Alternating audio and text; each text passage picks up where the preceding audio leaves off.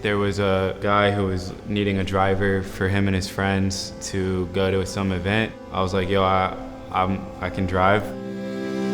I dropped him off here at the Beloved Gallery, having no clue what this was.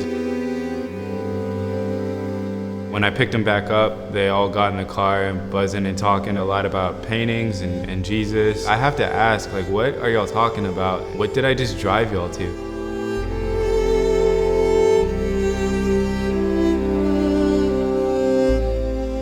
So the next day, I drove here myself and did the tour and saw it all and was pretty inspired.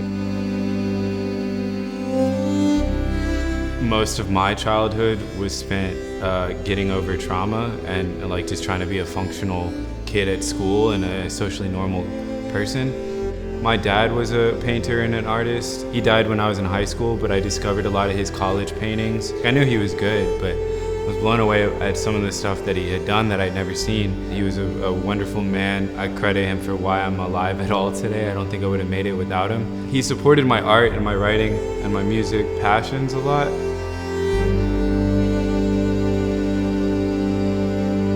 Akiana, there's something about her that feels distantly familiar.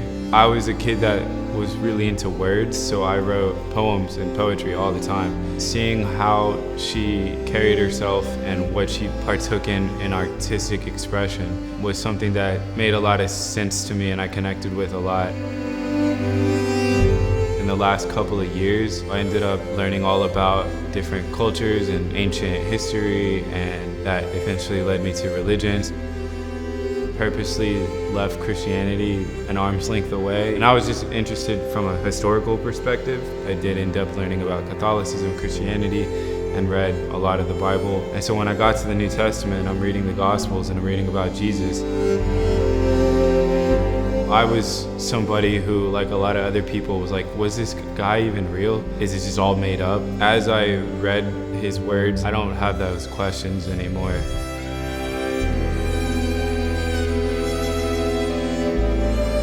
Akiana is a very independent individual. She doesn't try to be who she isn't or who other people want her to be. She gets a fair amount of criticism and ridicule for that. A lot of her art, it's a lot of places you'd want to be or experience or see or feel, and you kind of are and do just by looking at them. You can take yourself there. My entire life has been pretty overwhelming, but it reached a level that I didn't even think it could in the last couple of years. Every time I go to church, I sit in the pew and I cry a lot, in a good way. It felt similar to that when I walked through here.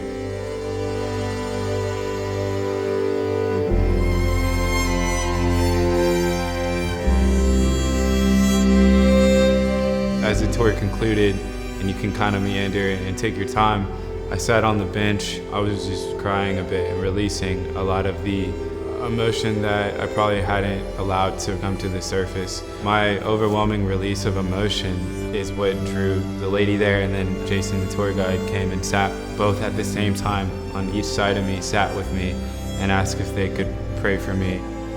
I feel like I'm just now, today, starting to wrap my head around what my potential is and what my capabilities are and my confidence.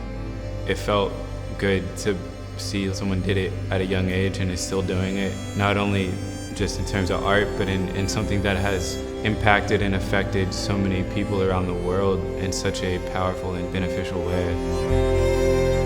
Jesus says, "Seek and you will find." I've taken on that belief myself.